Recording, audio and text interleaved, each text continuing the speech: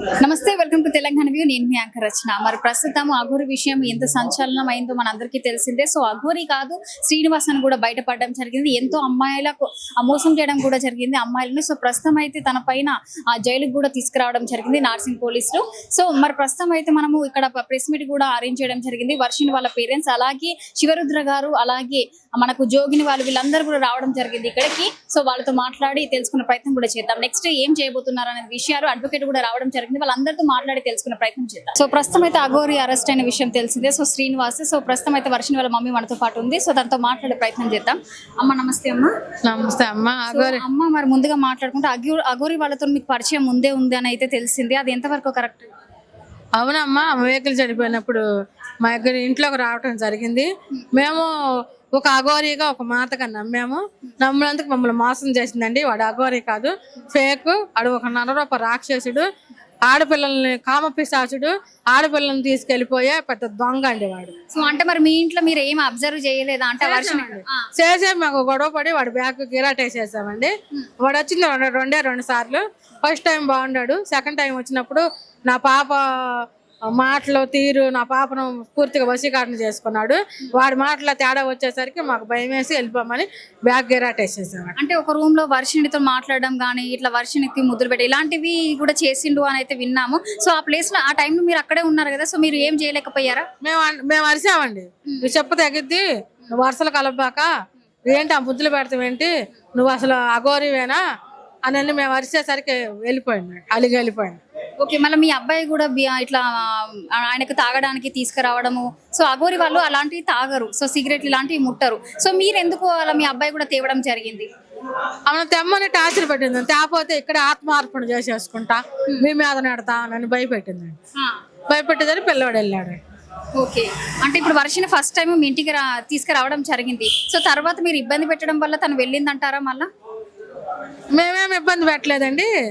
ఆమె మాయ మాటలు చెప్పి నీకు లగ్జరీ ఇస్తాను, అవి ఇస్తాను, ఇవి ఇస్తాను, పిల్లకి కడుపులో మరుగు మంది ఇచ్చి బ్లడ్లో డ్రగ్స్ ఇచ్చి అట్లా మాట్లాడిపిస్తుంది. పిల్ల చేత అట్లా మాట్లాడిపిస్తున్నాను. లేకపోతే మిమ్మల్ని మీ నాన్న చంపే చేస్తాను, మీ కుటుంబాన్ని బతకనివ్వను, నా మంత్రశక్తి తానని పిల్లని భయపెట్టింది. అంటే ఫీజు కూడా కట్టిందట వర్షినికి, అది నిజమేనా? అంటే 35,000 వద్దన్నామండి. నాకు అప్పుడు డాక్టర్ ₹1,00,000 వచ్చినాయి. మేము కట్టుకుంటాం అమ్మ, మాకు వద్దంటే నేను ఎన్నాళ్ళు మీ ఇంట్లో ఉన్నాను, పిచ్చిగా ఇది నా గిఫ్ట్ అందండి. నేను ఆనందంగా ఇస్తాను, ఆనందంగా తీసుకోండి అందండి. నేను అట్లా గిఫ్ట్ అనుకొని తీసుకున్నాను. అంటే ఇప్పుడు వర్షిని వాళ్ళు ఉన్నప్పుడు మీరు కూడా ఇద్దరు, అంటే మీ సమక్షంలోనే మళ్ళీ రెండోసారి కూడా పెళ్లి చేసుకోవడం జరిగిందని కూడా వర్షిని చెప్పడం జరిగింది లైవ్ లో. అది నిజమేనా? నిజం కాదండి. పెళ్లి పెళ్లి అని నేను వంట చేసుకుంటానండి. నాన్న బాగా పడుకున్నారు, బాబు లేరు ఇంట్లో. ఏదో కట్టబోతుంటే ఏంటి నువ్వు కడుతున్నావని నేను గరిట తీసుకుని వెళ్ళానండి. వెళ్ళేసరికి అది కింద పడేసి ఊరకి నేను అత్తమ్మ ఊరకి ఇట్టన్నాను అందండి. ఇక నేను అన్నం కట్ట తినుకోకుండా గొడవడి వెళ్ళిపోయిందండి. అల్లు అంటే మీరు కోడలి పిల్ల అని కూడా పిలిచిండ్రు అని కూడా వర్షిని చెప్పడం? అసలు ఏం పిలవలేదు.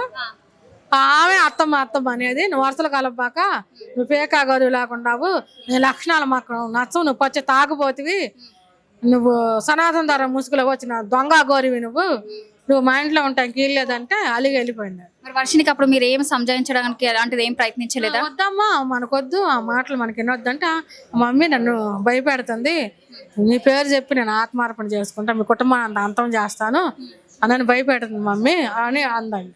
ఓకే, ఇప్పుడు మళ్ళీ వర్షిని అయితే మీకు అప్పగించడం కూడా జరుగుతుంది. సో తర్వాత మీరు ఏం స్టెప్ తీసుకోవాలనుకుంటున్నారు?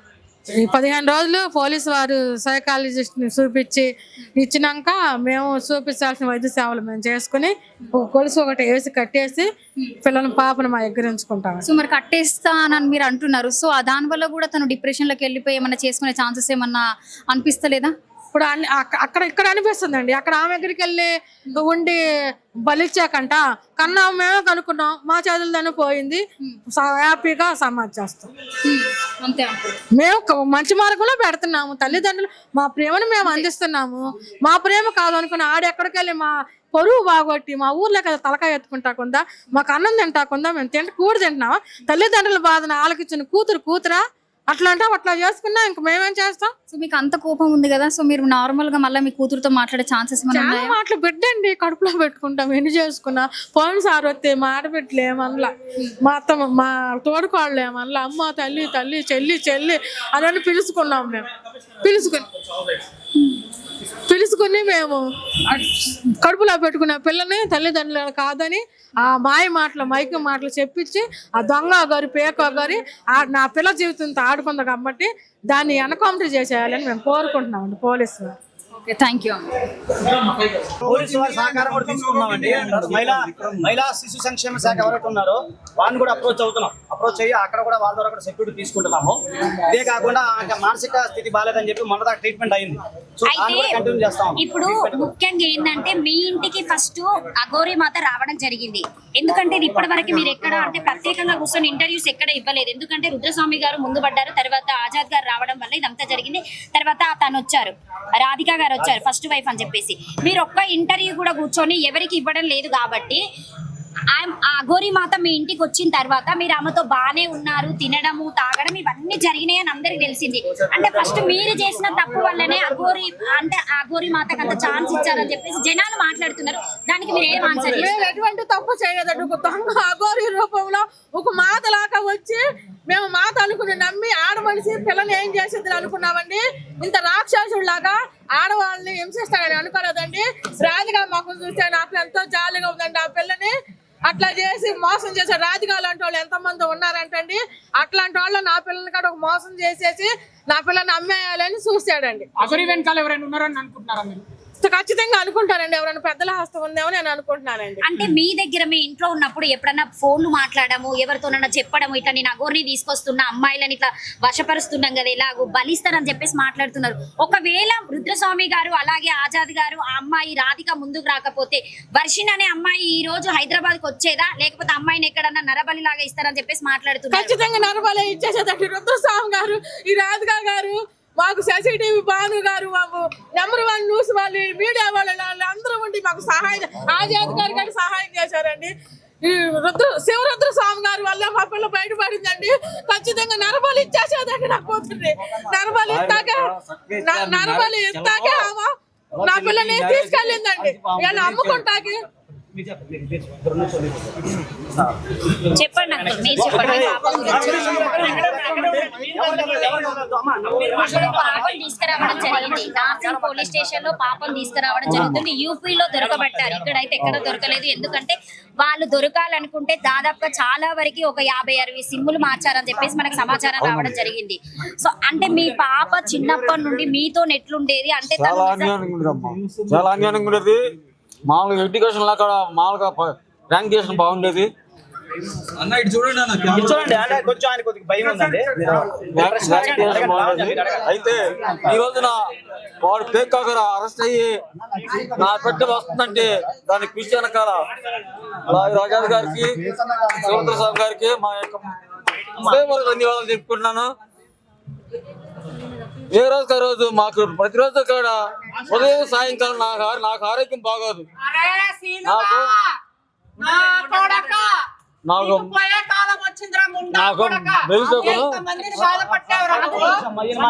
జోగిని బ్రహ్మరాంబ గారికి, రామచంద్ర మాధవి గారికి అందరికి కూడా ధన్యవాదాలు.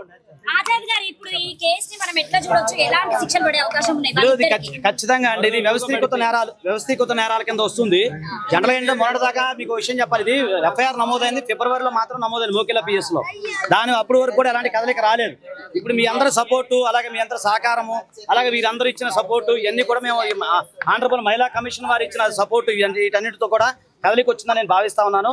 ఈ సందర్భంగా పోలీసు వారికి, మహిళా కమిషన్ వారికి, మీ అందరూ కూడా, మన కుటుంబ సభ్యులందరూ కూడా పేరు పేరున ధన్యవాదాలు. సరే, చాలా మంది ఉన్నారు ఇక్కడ, అందరూ తెలిసిన వాళ్ళే. దయచేసి నేను పేర్లు చెప్పలేదని చెప్పి కోపగించుకోమాకండి. రేపు మళ్ళీ అట్లే లేదు, మీ అందరూ కూడా నా సిస్టర్స్, నా కుటుంబ సభ్యులు. సో ఒకటి చెప్తున్నానండి, అన్యాయం కోసం ఆజాద్ ఎప్పుడైనా ఒక్క నిమిషం అక్కడికే వస్తున్నా బెదర్, సెక్షన్స్ కూడా చెప్తున్నాను. సో ఖచ్చితంగా ప్రతి ఒక్కరు కూడా పేరు పేరు ధన్యవాదాలు ఫస్ట్ అది చెప్పాలి. తర్వాత ఏంటంటే ఇది ఏంటంటే అన్ని వ్యవస్థీకృత నేరాలు కాబట్టి ఇవన్నీ కూడా అబౌవ్ 7 years నేరాలే. ఎందుకంటే 318 చీటింగ్ కేసు ఏదైతే ఉందో అది 7 years పడతా ఉంది. నెక్స్ట్ ఇక్కడ ఏంటంటే బయలుల మోడస్టీకి సంబంధించిన విషయము, ఇవన్నీ కూడా వ్యవస్థీకృత నేరాలు వస్తాయి కాబట్టి నెక్స్ట్ ఎఫ్ఐఆర్ కూడా ఎక్కడ నమోదవుతుందంటే ప్లేస్ ఆఫ్ అఫెన్స్ కరీంనగర్ లో జరిగింది కాబట్టి అక్కడ పడే అవకాశాలు ఉన్నాయి. శ్రీవర్షినికి లేదండి, ఆమె బాధితురాలుగా మేము చూస్తాము. శ్రీవర్షిని కూడా బాధితురాలుగా చూస్తాము. ఆమె కూడా శ్రీ మహిళా సంక్షేమ కార్యక్రమం కూడా మేము సబ్మిట్ చేసి ఆమె కొంత కౌన్సిలింగ్ ఇచ్చి ముందుగా కౌన్సిలింగ్ ఇచ్చి ఆమె మైండ్ని మార్చాలనే ప్రయత్నంలో ఉన్నాం. ఎందుకంటే అలాంటి ప్రయత్నం జరగకపోతే మళ్ళీ ఆమె ఎక్కడ వెళ్ళిపోయే అవకాశాలు ఉంటాయి కాబట్టి. చెప్పండి. అవునండి, అవునండి సార్. ఇప్పుడు నేను సైంటిఫిక్ రీజన్ గా తెలుసుకుంటే యునిక్ అంటారంట. యునిక్ అనే కొత్త పదం, అది నాకు కూడా తెలియదు. అది డిక్షనరీ మీరు చూసుకోండి. అంటే అంగం 7 years వ్యవస్థీకృత నేరాలు పెట్టాలని చెప్తా ఉన్నాము. ఆమె అంటే ఒక అంగం లేని మగవాడిగానే భావించాలని చెప్పేసి మేము అంటే నాకున్న సైన్స్ రీజన్స్ గురించి మాకు తెలిసిన ఇన్ఫర్మేషన్ వచ్చిందండి. అది ఏమంటే డాక్టర్ గారిని మీరు అడగాలి. సార్ మీరు చెప్పండి, మీ ఇంట్లో ఉన్నప్పుడు ఎప్పుడైనా వశీకరణం గురించి, నరబలి గురించి అంటే వేరే వాళ్ళ విషయంలో అట్లా మాట్లాడిన దాఖలాలు ఏమైనా ఉన్నాయా? పొలిటీషియన్స్ తో మాట్లాడేదండి. పొలిటీషియన్లతో మాట్లాడేదా? ఓకే, ఏమని మాట్లాడేది అట్లా పొలిటీషియన్లతో? పేరు చెప్పకూడదు తెలియదు కానీ మన తెలంగాణ మాజీ ఐటీ మినిస్టర్ కేటీఆర్ గారితో మాట్లాడేది. కేటీఆర్ గారు అనేవాడు అనేది. అడ్వకేట్ సాయి కృష్ణ గారు అయితే మనతో పాటు ఉన్నారు, వారితో మాట్లాడదాం. అయితే సార్, ఇప్పుడు చాలా కేసెస్ అయితే మీరు వాదించుంటారు. ఇలాంటి కేసెస్ వాదిస్తారని అయితే ఎప్పుడన్నా అనుకున్నారా మీరు? లేదు, ఎక్స్పెక్ట్ చేయాల. అమ్మ మీ పేరు తల్లి? రచన గారు. ఇంతవరకు నేను ఎప్పుడు ఎక్స్పెక్ట్ చేయాల. అంటే నాకు తెలిసి మన తెలుగు రాష్ట్రాలు ఇది ఫస్ట్ టైం అనుకున్నా. అంటే స్వామీజీలు కొంతమంది బ్రూడి బాబాలు ఏదో వేరే రకంగా మోసం చేయటము, డబ్బుల పరంగానే లేదా లంకి బిందులు ఉన్నాయి మీ ఇంట్లో అని చెప్పి మోసం చేయటం, ఇవన్నీ చూసాం. కానీ ఒక అఘోరి వేషంలో వచ్చేసి నేను నాగసాధుని మంత్రాలు తంత్రాలు ఓం భీమ్ క్రీమ్ అని చెప్పేసి ఇదంతా నాకు ఎంతగా అనిపించింది. మీకు కూడా ఎంతగా అనిపించింది కదా, అందరికీ ఎంతగా అనిపించింది. మనందరం కూడా ఏదో సనాతన ధర్మం కోసం పాపం ఆయన అక్కడి నుంచి వచ్చాడు, ఒక లేడీ పోరాడుతుందని చెప్పి అందరం కూడా మనం అతన్ని గౌరవించడం జరిగింది. కానీ అతను ఇప్పుడు ఎందుకు అతను అంటే మీరు అర్థం చేసుకోండి, అప్పుడు ఆమె కదా అదే. సో శ్రీనివాస్ అన్న ఫేక్ బాబా, సో ఫేక్ అఘోరి బాబా కూడా మనకు బాబా అంటే తెలుసు కానీ అఘోరి మనకు తెలియదు కదా.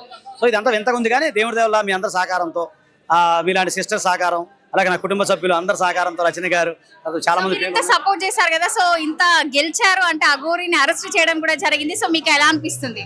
అదేనా ఎవరికైనా సంతోషం ఉంటుందిగా. ఇప్పుడు మన కేసు కొట్లాడాము, ఇప్పుడు క్లయింట్లు పాపం బాధితులు నా దగ్గరికి వచ్చారు, వర్షిని తల్లిదండ్రులు వచ్చి ఏడ్చారు మా దగ్గరికి, ఆ రాధిక వచ్చి ఏడ్చింది. వాళ్ళందరూ ఆనందాలు ఉన్నారు.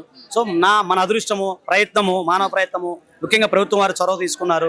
సీఎం రేవంత్ రెడ్డి గారు కానీ, అక్కడ మా చంద్రబాబు నాయుడు గారు కానీ, ఎంత ప్రభుత్వ పరంగా కానీ, పోలీస్ అధికారులు కానీ, ఆనరబుల్ మహిళా కమిషన్ చైర్పర్సన్ శారదా గారు కానీ, అందరి సహకారం మనం ఒక్కడి వల్ల కాదండి, అందరూ ఉన్నారు, అందరి వల్ల అయింది. చాలా మంది పెద్దల ఆశీర్వాదం, అలాగే శివరుద్ర స్వామీజీ గారు వాళ్ళ ఆశీర్వాదం, అలాగే మీరు రచన గారు, మీరు సో ఇలాగ అందరూ ఆ రోజు మనకు బాగా సపోర్ట్ చేశారు. మన ఆఫీస్కి వచ్చారు, సపోర్ట్ చేశారు. ఆ రోజు నుంచి కూడా మీరు చూస్తూనే ఉంటారు. ఇప్పుడు 10 days అయింది.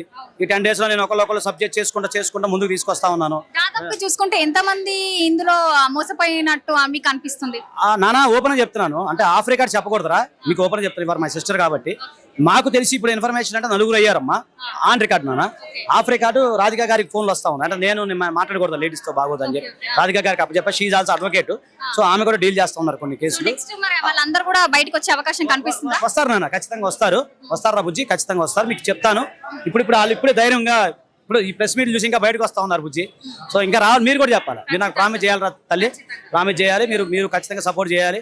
నెక్స్ట్ స్టెప్ ఏం తీసుకోబోతుంది? అదే నేను ఏముంది నాన్న, ఇప్పుడు ఆర్డర్ కాపీ తీసుకుంటాం. నెక్స్ట్ ఎఫ్ఐఆర్ ఎక్కడెక్కడ నమోదు చేయాలి ఏంటి అనేది అది అధికారుల చేతిలో ఉంటుంది, మన చేతిలో ఉండదు. న్యాయవాదిగా నా దృష్టి నేను చైర్పర్సన్ గారి దృష్టి తీసుకెళ్ళి, చైర్పర్సన్ గారు, ఆనరబుల్ చైర్పర్సన్ గారు అది ప్రభుత్వం డీజీపీ గారికి పంపించారు. ఇక ఆ ప్రభుత్వ అధికారులు కానీ పోలీసు అధికారులు ఎలాంటి చర్యలు తీసుకుంటారో మనం చూడాలి. మేమైతే మళ్ళీ చెప్తున్నాం, ఎవరైనా అన్యాయం గురైన రండి, ఇంకా మంచిదే, మన కేసు కూడా బలంగా అవుతుంది. అలాగే ప్రాసిక్యూషన్ వారు కూడా మేము ఖచ్చితంగా సపోర్ట్ చేస్తాము. ఇలాంటి మళ్ళీ జరగకుండా అందరం మీరు నేను ఒక్కనే కాదు, అందరి బాధ్యత ఇది. సమిష్టిగా కష్టపడి అందరికి ఇలాంటి భవిష్యత్తులు జరగకుండా చేద్దాం తల్లి. సో మరి వర్షిని ఇంత బలైపోయింది. సో వర్షిని ఏంటంటే వర్షిని నమ్మకం పెట్టి నేను చాలా హ్యాపీగా ఉన్నాను మాటలు కూడా చెప్పడం జరిగింది. సో వర్షినికి ఇప్పుడు ఏం చెప్పాలనుకుంటున్నారు? లేదు నాన్న, సైకలాజికల్ ఫీలింగ్ ఉంది కదా. ఆ రోజు కూడా మెడికల్ మనం చూపించాం కదా. ఇక అది ఒకసారి నేను ఆ పిల్లలతో తల్లిదండ్రులతో మాట్లాడాలి. నాకు అది లీగల్ నాలెడ్జ్ తెలుసు కానీ మెడికల్ నాలెడ్జ్ నాకు తెలియదు కదా నాన్న. ఒకసారి అంత చదువుకొని బీటెక్ చదివిన అమ్మాయి ఇలాంటి చేయడం కూడా అందరికి షాక్ కి గురి చేస్తుందని చెప్పొచ్చు. అదిగా తల్లి రచన. ఇప్పుడు ఆమె షీజ్ ఆల్సో అడ్వకేట్, ప్రాక్టీసింగ్ మరి బీటెక్. అంటే వీళ్ళందరి మైండ్ ఏమవుతుంది అనేది నాకు అర్థం కావట్లేదు. ఇతర ఏమన్నా మాయమర్మం చేస్తున్నాడా, లేకపోతే ఇంకేదైనా డ్రగ్స్, అవే నాకు రకరకాల అనుమానాలు వస్తున్నాయి. సో మనకు అంటే ఎవిడెన్స్ లేకుండా ఒక న్యాయవాదిగా నేను మాట్లాడకూడదు. సో మరి దానికి ప్రభుత్వ అధికారులు ఇప్పుడు ఏమేమి సీజ్ చేశారో మనకు తెలియదు. ఆ దగ్గర ఫోన్లు ఉన్నాయంట, బ్యాంక్ అకౌంట్స్ ఏమి ఉన్నాయంట, మరి ఏం దొరికితే మనకు తెలియదు. అవన్నీ తీసుకొచ్చిందో పంచనామా రిపోర్ట్స్ తీసుకొని దాన్ని బట్టి నేను మీకు అందరికి కూడా సపోర్ట్ చేయడానికి నేను ప్రయత్నం చేస్తాను. మీకు ఇస్తాను, ఖచ్చితంగా ఇస్తాను తల్లి. Okay, thank you sir. So చూసాం కదా, సో ఇక్కడికి అడ్వకేట్ అలాగే జోగిని వీళ్ళందరితో, వర్షం వాళ్ళ మమ్మీ వాళ్ళందరితో కూడా మాట్లాడడం జరిగింది. సో 14 రోజుల రిమాండ్కి అయితే మన శ్రీనివాస్ని పంపించడం జరిగింది. ఇది ఇప్పటివరకు ఉన్న అప్డేట్. మరో అప్డేట్తో మళ్ళీ కలుద్దాము. చూస్తున్నానండి తెలంగాణ వ్యూ.